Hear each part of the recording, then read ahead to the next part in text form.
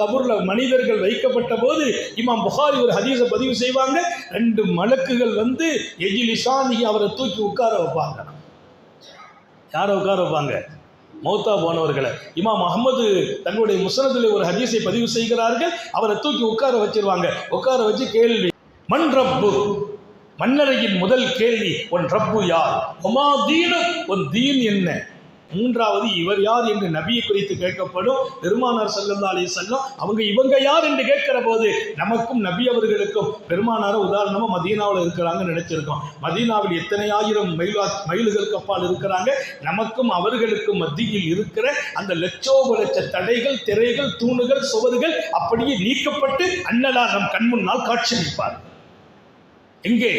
கபூரிலே. ஹதீஸ் சரியானது. இவர்கள் யார்? பெருமானாரை நான் பார்க்கிறேன், அழகாக பார்க்கிறேன், அவர்களுடைய அந்த இயல்பான அந்த உடலை பார்க்கிறேன். நமக்கும் அவர்களுக்கு மத்தியில் இருக்கிற எல்லா திரையும் நீக்கப்படும், அகற்றப்படும். எந்த ரூபத்தில் அல்லாஹ் காட்ட வேண்டுமோ காட்டுவான். கபூரில் எனக்கு ஏற்படுகிற முதல் சோபனம் பூமா நபி ஸல்லல்லாஹு அலைஹி வஸல்லத்தை அப்படியே பார்த்து மகிழ்கிற சோபனம். அல்லாஹ் எல்லாருக்கும் நசீபாக்குவான். அவர்கள் யார்? இவங்க எங்க நபி முஹம்மது. ஈஸியான பதில் தானே, எல்லாரும் சொல்ல முடியுமா? யாரெல்லாம் மாணவி நேசித்தார்களோ, யாரெல்லாம் மாணவி சொல்லின்படி வாழ்ந்தார்களோ, யாரெல்லாம் மாணவி காட்டிய பாதையில் அழகாக நடைபோட்டார்களோ அவர்கள் மாத்திரம்தான் இவர்கள் எங்கள் நபி என்று சொல்ல முடியும். நம்ம எல்லாரும் எழுதி, சில பேர் அன்னைக்கு சொன்னார் அந்த கேள்வியை சொல்லுங்க, அது பதிலையும் சொல்லுங்க, நான் எழுதி வச்சு மனப்பாடம் செய்துட்டு வந்துடுறேன். இது எழுதி மனப்பாடம் செய்கிற இங்கே உள்ள கேள்வி கொடுக்கிற பரீட்சை இடம் அல்ல, அது தீர்மானிக்கிற இடம். அந்த பதில் நபி என்று சொல்வதற்கு கூட எல்லாராலும் சொல்ல முடியாது.